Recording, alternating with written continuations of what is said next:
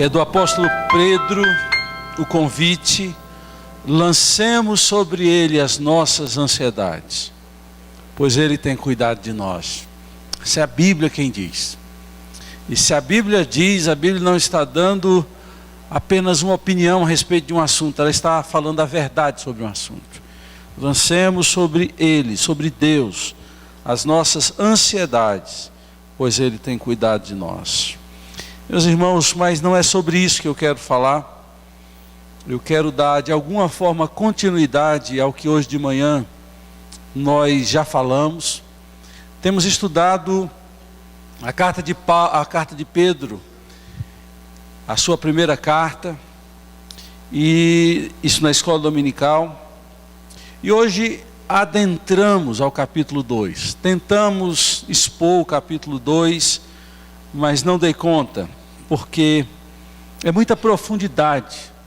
Quando você vai estudando a Bíblia e vai cavando o solo da revelação sagrada, as coisas vão brotando, as verdades de Deus são tão profundas que vão minando e a gente vai se maravilhando com o que está escrito, com o que Deus tem revelado.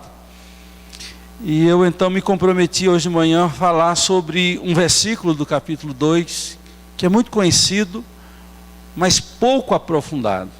Eu me refiro a 1 Pedro capítulo 2, versículo 9.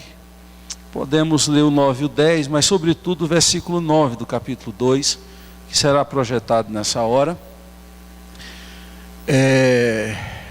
Assentados assim como nós estamos, façamos a leitura. Na NVI está escrito assim, NVI é Nova Versão Internacional, para quem não sabe. É a versão que nós temos adotado aqui na igreja. E diz: vocês, porém, são geração eleita, sacerdócio real, nação santa, povo exclusivo de Deus, para anunciar as grandezas daquele que o chamou das trevas para a sua maravilhosa luz. Versículo 10 diz: antes vocês nem sequer eram povo, mas agora são povo de Deus. Não haviam recebido misericórdia, mas agora receberam misericórdia. Eu falava que Pedro, ele escreve a sua primeira carta para as igrejas da Ásia Menor, onde é a Turquia hoje. Você pega o mapa mundi, localize a Turquia e você vai encontrar uma série de igrejas cristãs fortes, crescentes, importantes no primeiro século. A maior igreja cristã do primeiro século era na Turquia. Está surpreso com essa revelação? Era ali na Turquia. As 7 igrejas do Apocalipse, quando você lê o livro do Apocalipse, Apocalipse é aberto com 7 igrejas, 7 cartas que Jesus escreve às 7 igrejas. Onde estão as 7 igrejas do Apocalipse? Na Turquia. No que chamava-se naquela época Ásia Menor, que era um domínio romano. Capadócia, aqui Pedro na introdução se refere a Capadócia. Ali também foi uma outra região de grande presença cristã. Quando você estuda a história da igreja, você vai estudar sobre os pais da Capadócia, a igreja da Capadócia. Na introdução, Pedro diz que está escrevendo a esses irmãos ali, que hoje seria na Turquia, e que estavam debaixo de grande perseguição. É uma igreja para trazer, é uma carta para trazer consolo àquelas igrejas que sofriam.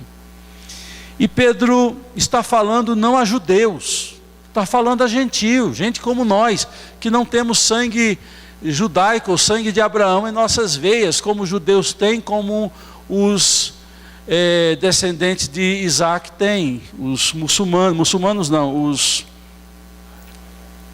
árabes, os ismaelitas, né? Vamos usar o termo mais apropriado, os ismaelitas.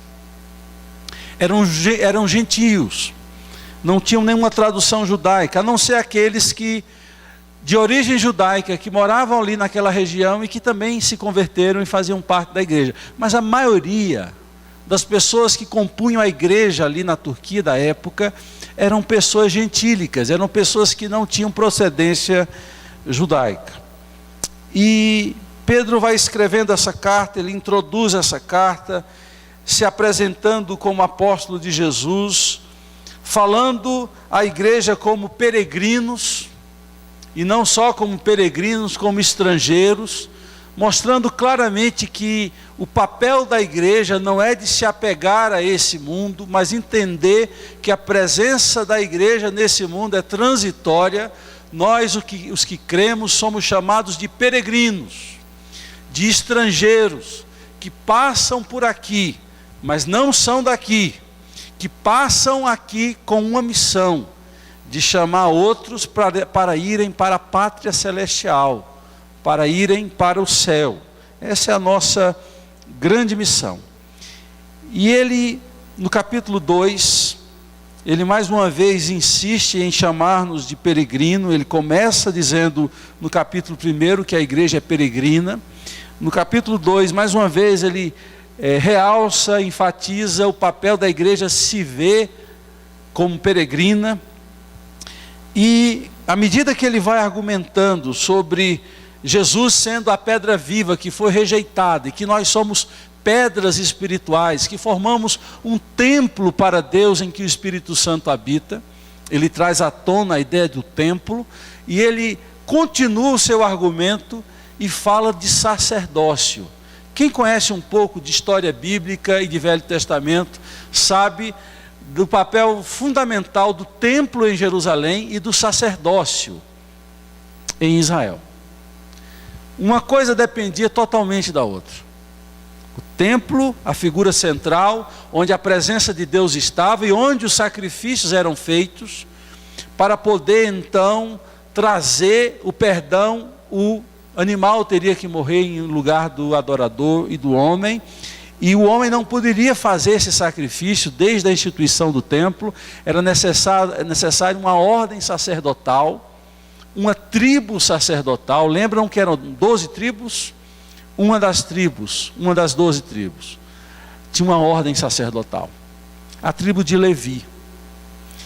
Todo sacerdote era levita, mas nem todo levita era sacerdote. Havia no meio da tribo de Levi, os levitas, eram uma espécie de uns diáconos do templo, Adriano, que faziam um papel mais de logística para que o templo funcionasse. Eram os levitas. Os sacerdotes, que eram também da tribo de Levi, eles faziam o trabalho de mediação entre Deus e os homens. Sem o sacerdote, sem o templo, não haveria sacrifício, não haveria culto, não haveria mediação, intermediação, portanto não haveria adoração, perdão, não haveria culto a Deus. O sacerdote era fundamental, o sacrifício era necessário, o templo ocupava um papel destacado nessa dinâmica do Velho Testamento. E Pedro então, falando para gentio e não para judeu, ele traz os privilégios que a nação israelita tinha tido, os títulos que a nação israelita tinha experimentado, e passa tudo para aqueles que creem, para os cristãos. Quando ele diz: vocês são geração eleita, sacerdócio real, nação santa, povo exclusivo de Deus, tudo isso Deus tinha dito a respeito dos judeus. E agora, Deus está transferindo esses títulos e essas honrarias para nós gentios. E é muito importante saber disso. E eu quero explicar um pouco disso para você. Quando foi que Deus pela primeira vez falou disso para os judeus? No capítulo 19, Arthur vai projetar. No capítulo 19 de Êxodo, que é o preâmbulo da aliança que Deus faz no capítulo 20 de Êxodo. No capítulo 20 de Êxodo você vai encontrar os 10 mandamentos, que é a síntese do acordo que Deus estava fazendo, ou da aliança que Deus estava fazendo com aquele povo que ele havia libertado do Egito. E ali a aliança estava sendo consolidada, mas havia o termo, ou os termos da aliança. E Deus vai apresentar esses termos. Ele se apresenta como Deus que vai cuidar daquela nação, que libertou aquele povo, e que estava disposto a amar, a ser misericordioso com aquele povo. E Ele então exige que aquele povo obedeça aquelas normas que Ele estava estipulando, para que houvesse uma aliança entre Deus e eles. Então, no preâmbulo, antes dos 10 mandamentos e da aliança, da formalização da aliança no Velho Testamento, Deus fala: agora, se me obedecerem, olha a condição. Há uma cláusula aqui: se me obedecerem fielmente e guardarem minha aliança, vocês serão o meu tesouro pessoal dentre todas as nações. Embora toda a terra seja minha, vocês serão para mim um reino de sacerdotes e uma nação santa. Essas são as palavras que você dirá aos israelitas. Deus está falando com Moisés, e Moisés teria que reproduzir o que ele acabara de dizer. Deus estava dando àqueles judeus que saíram do Egito, que haviam sido libertos do cativeiro, títulos de honra, deles serem sacerdócio real, uma nação santa, um povo exclusivo de Deus. Pedro é que diz isso. Deus fala a Moisés que eles são tesouro para ele. Olha que privilégio, que honra esse povo tem nessa aliança com Deus. Porém, há uma condicional. Israel, infelizmente, quem conhece a história sabe que Israel não cumpriu em todo o tempo esta condição. Em muitos episódios da história de Israel, Israel se desviou de Deus, afastou dele, negou a Jesus, como até hoje a grande maioria dos judeus nega Jesus como o Messias esperado. Há uma pequena fração de judeus que de fato conclamam Jesus como o Filho de Deus, o Messias eterno. E não é por acaso que Pedro, escrevendo a judeus, e Paulo, quando escreve no capítulo 6 de Gálatas, ele diz: vós sois o Israel de Deus.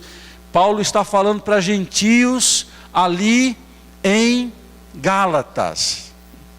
Vocês são agora o Israel de Deus. Quem já leu o capítulo 4 e o capítulo 5 de Romanos? Quem já leu o capítulo 3 e 4 de Gálatas vai descobrir que a construção teológica que Paulo faz sobre quem é povo de Deus é muito interessante. A construção é muito interessante. O judeu, durante muito tempo, pregava que descendente de Abraão, quem tem o sangue de Abraão, tem, portanto, direito a fazer parte do povo de Deus. A condição de ser filho de Abraão era uma condição sine qua non. Era importantíssima.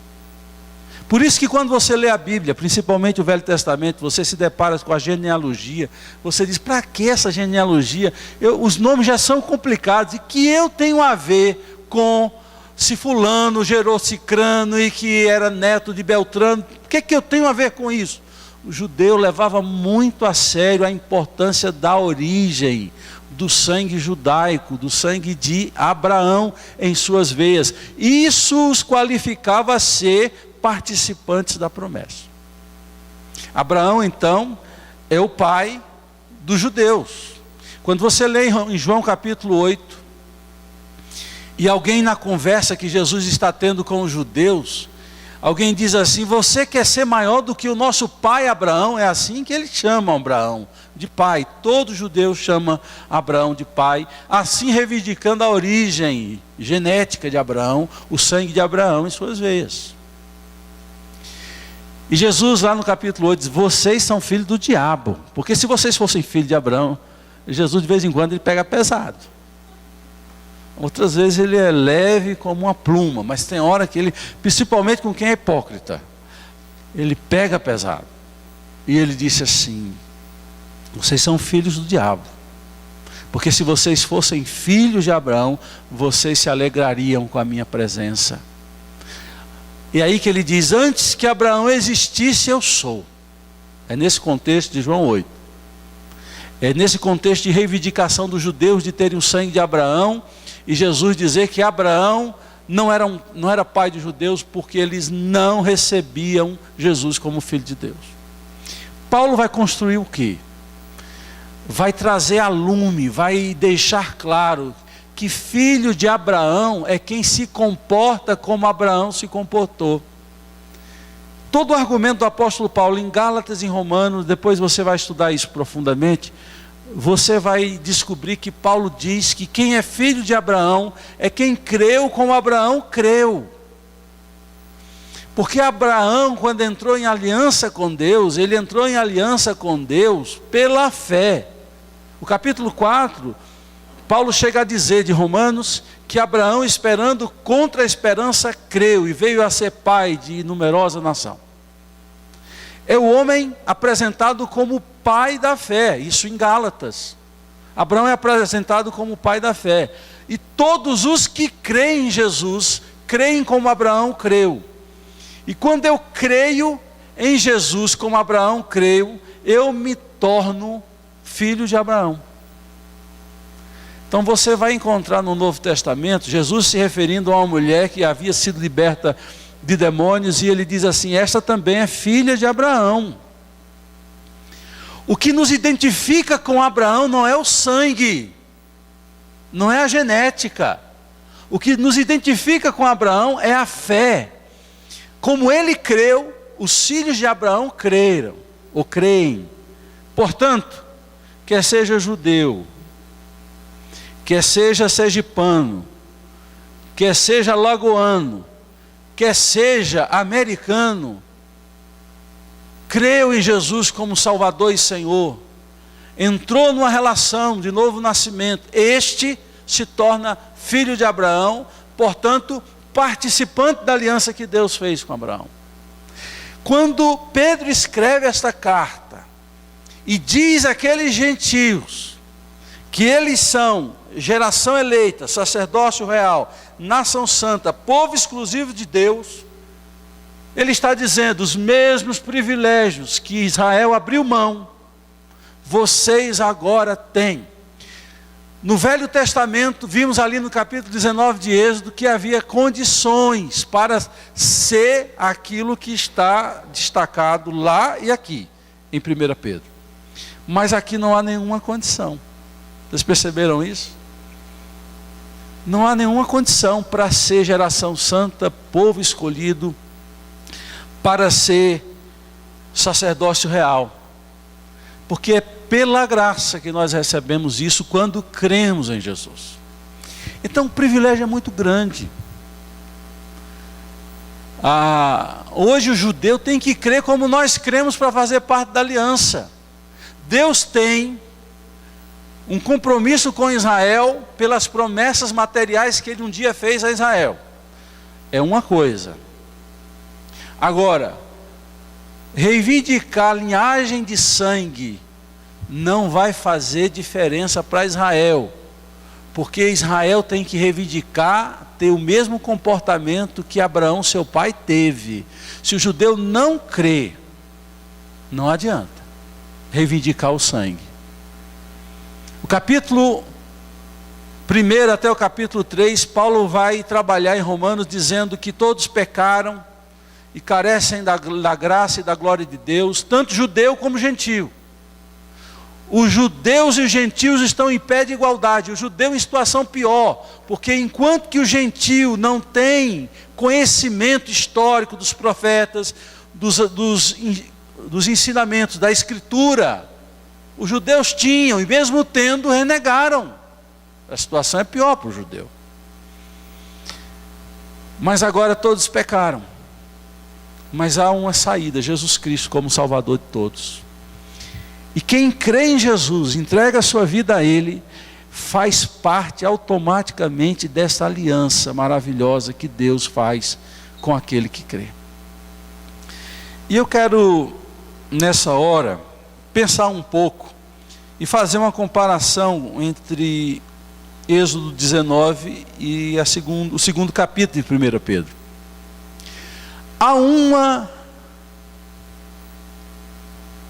afirmação que é feita em Pedro que não se encontra em Êxodo. Vocês perceberam?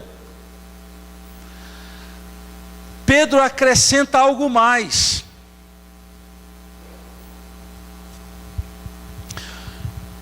Lá em Êxodo está dizendo: vocês serão tesouro pessoal dentre todas as nações da terra. Tesouro, possessão exclusiva de Deus. Segundo, em Êxodo diz: um reino de sacerdote. Terceiro, uma nação santa. 3 atributos.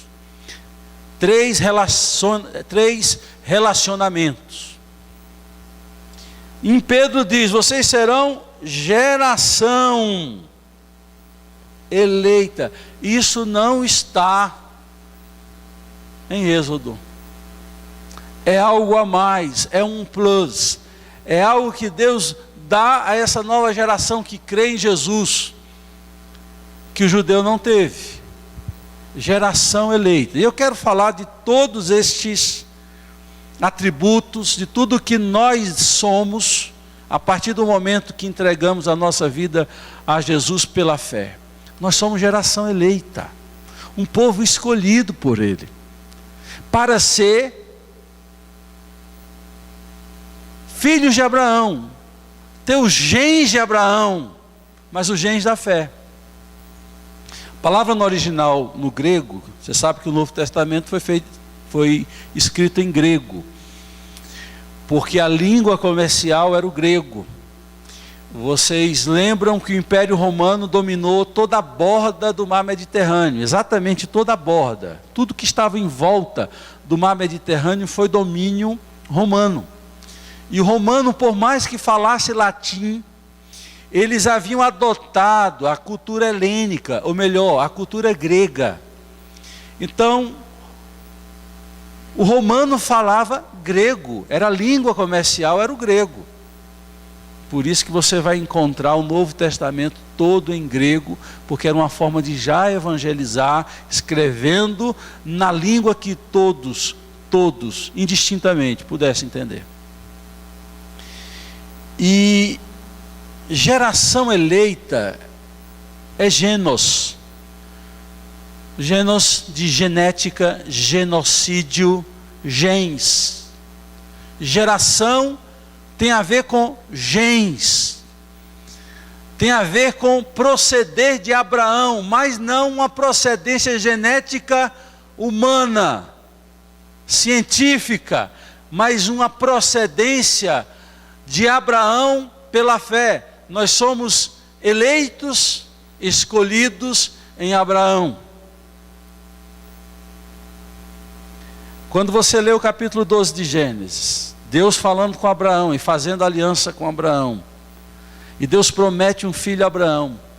Paulo em Gálatas vai dizer que aquele filho que Deus promete a Abraão não era necessariamente Isaac, era Jesus, porque a linhagem da promessa de um filho que abençoaria todas as terras viria de Abraão. Então Abraão, de alguma forma, Jesus, ele tem geneticamente em Abraão a sua origem, a sua linha ascendente está em Abraão, e Abraão crê nele, porque eu sei que eu vou correr um risco de confundir sua cabeça nessa hora. Ele tem origem genética em Abraão, e Abraão tem origem espiritual em Jesus, porque antes que Abraão existisse, Deus já existia em Jesus, ou Jesus já existia antes. Por isso que quando Abraão crê em Jesus, antes de Jesus ter vindo, e isso é o belo, é que o povo do Velho Testamento, a começar com Abraão, creu no Messias antes dele vir, e eles eram salvos pela fé no Cristo que viria, no Messias que viria. Nós, que vivemos depois da vinda de Cristo, quando ele veio a primeira vez, nós cremos no Cristo que veio e completou e fez a obra. Essa é a diferença. Então Abraão já cria em Jesus, como Moisés já cria em Jesus. Basta ler Romanos 11, aliás, Hebreus 11, a lista dos heróis da fé. Fé em quê? Fé em Deus e fé em Jesus. A salvação sempre foi pela fé, mesmo no Velho Testamento. Há alguns que equivocadamente pensam que no Velho Testamento a salvação era pelas obras e no Novo a salvação é pela fé. Por que que a Bíblia faz uma lista de heróis da fé e não uma lista de heróis de obras? É bem verdade que o judeu entendeu errado e pensava que pelo muito fazer poderia conquistar pontos no programa de milhas com Deus e fazer a viagem até o céu. Eles entenderam errado, mas a lógica é sempre a graça de Deus e a salvação pela fé desde o Velho Testamento. Abraão é aplaudido por ser, depois do dilúvio, aquele que creu. E todos aqueles que são descendentes de Abraão, na genética de Abraão, têm o gene de Abraão espiritual da fé. Se você tem fé em Deus, ao ponto de entregar sua vida a Ele e viver como servo, você é filho de Abraão. Aí você diz, pastor, mas eu tenho fé. Pregar o evangelho num ambiente que vive, historicamente, tem a cara de cristianismo, é muito difícil. Porque eu fui criado no cristianismo católico. Quando você fala para alguém que tem toda uma origem cristã, você tem que entregar a vida a Jesus. Mas ele diz, eu creio em Jesus. O crer não é só intelectual, o crer é uma entrega de vida, é um compromisso, é um relacionamento. Eu não posso dizer que eu creio apenas quando eu preciso dele. Eu creio porque eu me relaciono com ele diariamente. Então a fé relacional tem um aspecto diário, na alegria, na tristeza, nos momentos bons e momentos difíceis. Isso é aliança. Quem crê tem aliança com Deus, anda com Deus. Agora, se você diz que crê que Deus existe, que Jesus existe, isso aí é o primeiro passo. A Bíblia diz que o diabo crê que Deus existe, e isso não é suficiente para salvá-lo. A fé salvadora é aquela que dá um passo para a intimidade, para um relacionamento de entrega, de pertencer a Ele, de ser dele. Isso é fé. Crer que Ele existe é um primeiro passo, mas isso não cria relacionamento. Eu creio que Temer existe, que é o presidente da República, mas a partir do momento que eu o conheço, cumprimento, vejo todo dia, há um relacionamento. Fé é relacional. Então os genes, nós somos geração eleita, é porque nós fomos escolhidos para viver como Abraão viveu, vivendo pela fé. Outra coisa, nós somos sacerdócio real. E aqui tem uma promessa maravilhosa, porque o sacerdócio, como eu falei para vocês, não tinha a característica de realeza. Um sacerdote não era rei. O sacerdote, no máximo que ele chegava a ter a primazia de ser sumo sacerdote. E havia apenas um sumo sacerdote. Quem leu a história de Jesus sabe que Caifás era sumo sacerdote na época da crucificação de Jesus. Era o sumo sacerdote. Era como se fosse o chefe de todos. E só o sumo sacerdote, uma vez no ano, entrava no ambiente sagrado do templo, que é chamado de Santo dos Santos, no dia do perdão, que em hebraico é Yom Kippur. Quem já ouviu um pouco da história de Israel, sabe que tem uma guerra árabe-israelense chamada a Guerra do Yom Kippur. Yom dia, Kippur perdão, dia do perdão.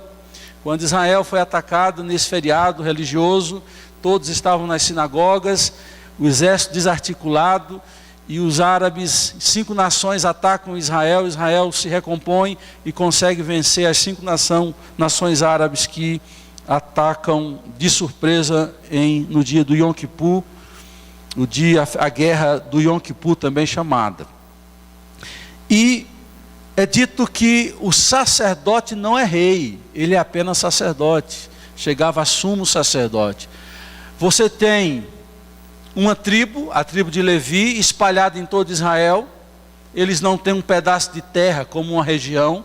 Eles estão alocados em cidades em Israel, aproximadamente 50 cidades. Eles são distribuídos. E existe uma escala de serviço dos sacerdotes no templo em Jerusalém, e eles vão na sua escala. Isso acontece com o pai de João Batista, Zacarias, que sobe para a sua escala em Jerusalém, e lá o anjo fala que ele seria pai de um homem muito importante chamado João Batista. O anjo deu nome para o filho dele, ele fica sem falar durante um tempo, e ele é sacerdote. Ele sobe da sua cidade para Jerusalém, porque o ofício dos sacerdotes era exercido na cidade de Jerusalém, no templo, na hora e no dia da sua escala. O negócio era organizado. Então eles começavam ao 30º ano o exercício, não começava aos 21 anos como na guerra. Por que é que Jesus começou o ministério dele aos 30 anos? Porque ele é o perfeito sacerdote. Então Jesus vai obedecendo os critérios para ser o perfeito sacerdote, aos 30 anos de idade. Só que é dito que nós seremos sacerdócio real, porque nós, os cristãos, no exercício do nosso sacerdote, nós temos uma experiência diferente de todos os sacerdotes que serviram a Deus no templo em Jerusalém. Nós poderemos e podemos oferecer a Deus sacrifícios espirituais. O sacerdote só podia oferecer sacrifício de animais. Se você olhar um pouco aí para trás, no capítulo 1, você vai encontrar uma referência ao trabalho sacerdotal de nós, todos os cristãos, temos.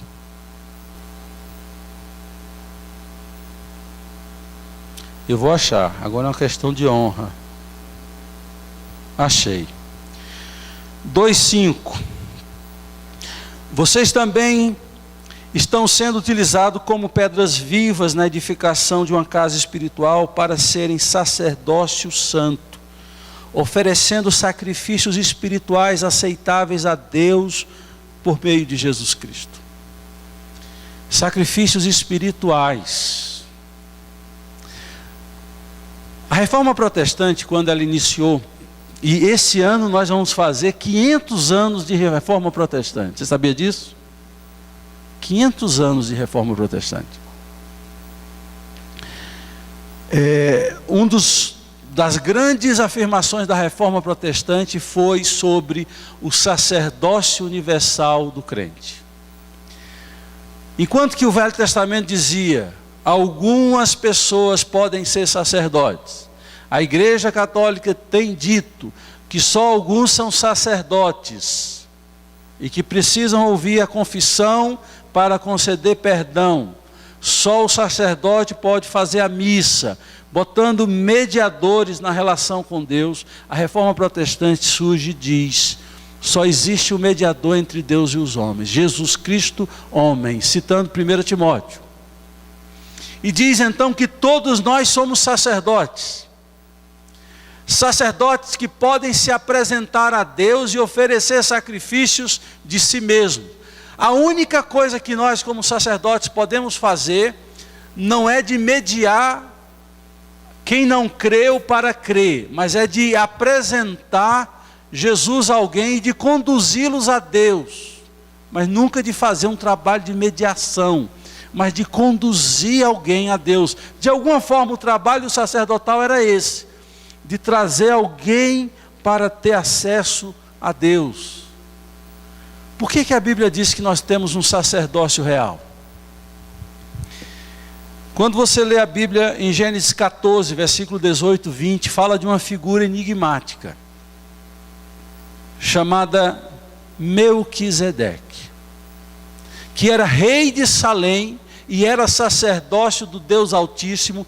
Ele encontra com Abraão e traz pão e vinho. E a Bíblia diz que ele era sacerdote do Deus Altíssimo e rei de Salém. Quando em Hebreus capítulo 7, o autor de Hebreus vai falar de Jesus e fazer uma relação com Melquisedeque, diz que Jesus é da ordem sacerdotal, não de Levi, mas da linhagem de Melquisedeque, que não tem começo e nem fim. Era um rei eterno e um sacerdócio eterno. Então, Melquisedeque reuniu a condição de sacerdote e rei. Jesus reuniu a condição de sacerdote e rei. O que a Bíblia está dizendo de nós que cremos? Que nós também reunimos essas duas condições de sermos sacerdotes e rei, porque quando o reino foi implantado, iniciou a implantação do reino de Deus por meio de Jesus aqui na face da terra, hoje, quer você creia ou não, a Bíblia diz que nós já reinamos com Cristo sobre a terra. Não apenas iremos reinar no céu, já reinamos sobre a terra. Por isso que nós somos sacerdócio real. Nós temos o elemento sacerdotal em nós, dessa forma de apresentar a Deus, se apresentar a Deus, apresentar a nossa adoração, a nossa confissão de pecados a Deus, sem precisar de intermediário. Então nós vimos que somos da genética de Abraão, nós somos reis e sacerdotes, e somos também nação santa. Isso era um título que Israel tinha. A nação, o povo de Deus. Era assim que se referia a Israel, o povo de Deus. Não fique triste não, você é povo de Deus. Porque agora você faz parte dessa grande bênção que é estar aglomerado nesse número de pessoas que creem em Jesus, o Rei dos Reis, o Pai da eternidade. E agora, quando nós nos reunimos aqui, outras pessoas se reúnem em outra cidade, ou até mesmo em Brasília, e em outros países. Hoje, domingo, várias pessoas estão reunidas, e essas pessoas que se reúnem em lugares diferentes, em países diferentes, compõem a totalidade do povo de Deus. Povo, nação santa, e aí o termo é hagios, um povo separado. Isso lembra a nossa missão de viver uma vida de dedicação a Deus, de santidade a Deus, um povo que tem uma grande missão. Por fim, diz a Bíblia que Pedro afirma que nós somos povo exclusivo de Deus. Ele tinha dito a Israel, em Êxodo 19, tesouro pessoal. E por que nós somos de Deus? Pedro, mais uma vez, vai nos responder. Versículo 19 do capítulo 1. Pois vocês sabem que não foi por meio de coisas perecíveis como prata ou ouro que vocês foram redimidos da sua maneira vazia de viver, transmitidas por seus antepassados, mas pelo precioso sangue de Cristo, como de um cordeiro sem mancha e sem defeito. Nós somos de Deus, somos propriedade exclusiva de Deus, porque fomos comprados pelo sangue de Cristo. Ele pagou por nós, para nos resgatar, para nos redimir. Agora nós somos dele, e somos dele para não ser escravo dele, mas ser possessão, tesouro pessoal, para ter comunhão com ele.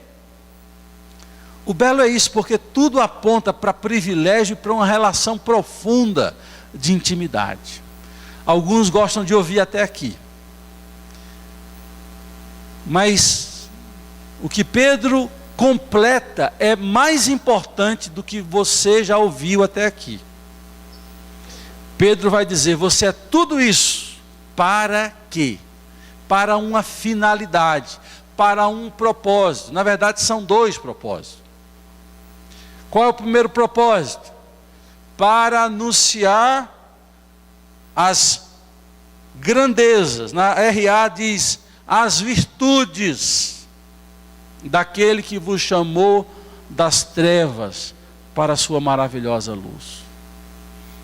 Se tudo que você é, tudo que você experimenta, não te levar a anunciar, é porque você não é.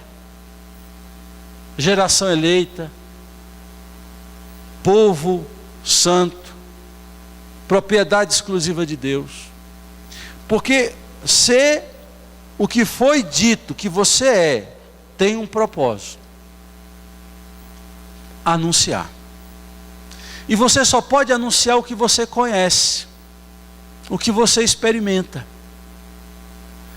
Isso que você experimenta ao ser o que a Bíblia diz que você é, te leva a anunciar as grandezas de Deus, as virtudes de Deus. Como é que eu posso falar de alguém se eu não conheço? Há muitos atributos, há muitas virtudes, há muitas grandezas de Deus. Eu vou destacar apenas 4. Alguns crentes gostam de destacar o poder de Deus. O atributo que muitos crentes gostam de destacar é o poder de Deus, principalmente o pentecostal. Falou no poder de Deus, o pentecostal vibra. É o que eles destacam mais. Há também aqueles que ficam de forma contemplativa, destacando o amor de Deus. Deus me ama. Deus te ama e eu também. Muitos cristãos com esse chavão, essa frase feita, gostam de usar que Ele ama, isso é certeza. Às vezes, se você ama como Ele ama, eu não posso dizer se você de fato ama, mas é o que a gente diz. Muitos destacam o amor de Deus. Outros destacam a graça de Deus. Eu sou um destes.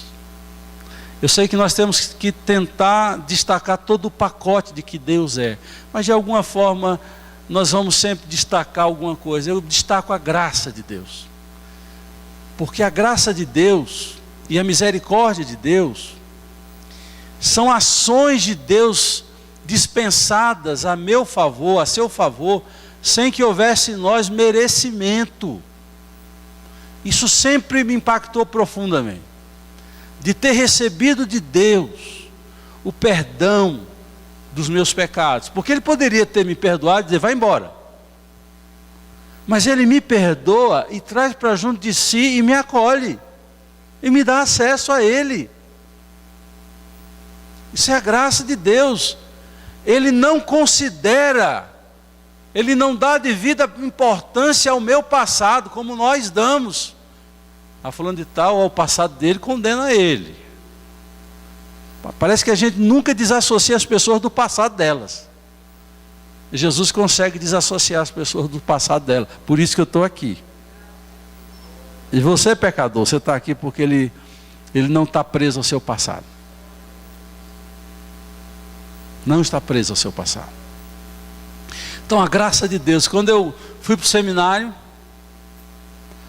eu fiz uma biblioteca. Eu fiz um carimbozinho. Sabe qual era o nome da minha biblioteca? Sola Graça. Sola Graça é latim, só a graça. Porque eu sempre fiquei maravilhado com a mensagem bíblica, como é que Deus me ama, sendo eu tão pecador. E eu carimbava meus livros lá. Só a graça de Deus na minha vida. Você sabe qual a diferença da graça e da misericórdia de Deus? É simples. São parecidas, mas não são idênticas. A graça de Deus é quando Deus me dá o que eu não mereço. Ele me dá o que eu não mereço. A salvação, acesso ao Pai, dignidade, honra. E o que é a misericórdia? Quando Deus me dá, não me dá o que eu mereço. Sentiram a diferença? Eu merecia ser punido, eu merecia ser castigado, eu merecia ficar ali sofrendo, mas a misericórdia de Deus impede de Deus me dar o que eu mereço. E a graça é quando Ele me dá o que eu não mereço. Eu sempre fui muito impactado. Então quem experimentou o amor, o poder, a graça e a misericórdia, 4, Deus é muito mais do que esses 4. Mas esses 4 já revelam quem é Deus, e muito. Como é que eu vou anunciar se eu não conheço o amor de Deus? Se eu não conheço o poder de Deus, a misericórdia e a graça de Deus? Se eu conhecer isso, eu vou sair pelo mundo anunciando as virtudes de Deus. Eu preciso anunciar as virtudes de Deus. Eu não tenho que falar muito da minha denominação. Eu não tenho que falar muito dos teólogos importantes da história. Eu não tenho que falar dos grandes pastores e homens e mulheres de Deus. Eu tenho que falar das virtudes de Deus, daquele que me chamou das trevas para a maravilhosa luz. Essa é a primeira missão para quem é geração eleita, nação santa, povo exclusivo de Deus, sacerdócio real. Anunciar as grandezas de Deus. Segundo, anunciar a libertação daquele que nos chamou das trevas para a maravilhosa luz. E inevitavelmente eu vou parar em Colossenses 1,13. Quando Paulo, escrevendo ao Colossenses 1,13, diz: Ele nos transportou do império das trevas para o reino do Filho do seu amor. Nós somos tirados das garras de Satanás, do domínio, da potestade. Nós somos tirados da cegueira, quando a nossa ignorância nos levava a viver uma vida que agradava o nosso eu e que fazia a vontade da carne e do diabo. Nós vivíamos para agradar ao nosso próprio ego, e ele nos tira da escravidão, nos tira da cegueira, nos tira das trevas e nos traz para o reino de Jesus, e nos traz para uma relação de luz, de vida, de dignidade. O que é isso? Libertação. Isaías 61, quando ele pega o rolo da lei em Nazaré e lê Isaías 61, o Espírito do Senhor Deus está sobre mim, porque Ele me ungiu a pregar aos quebrantados. Lá adiante ele diz: e anunciar libertação aos que estão cativos. O pior drama do ser humano não é ser presidiário em Manaus, em Roraima.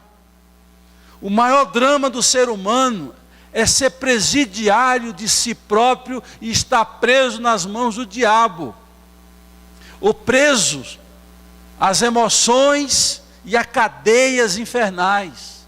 E Jesus é aquele que liberta. Se o Filho vos libertar, verdadeiramente você vai ser livre. Verdadeiramente você vai ser livre. Então a ênfase, é bom saber que eu sou geração eleita, que eu sou sacerdócio real, nação santa, propriedade exclusiva de Deus. É muito bom saber disso. Mas o mais importante é eu saber o que é que isso vai servir para que eu faça alguma coisa para Deus. E Pedro diz que nós somos tudo isso para falar das virtudes de Deus e para pregar a libertação aos cativos. Que você possa aprender isso e viver isso para a glória de Deus.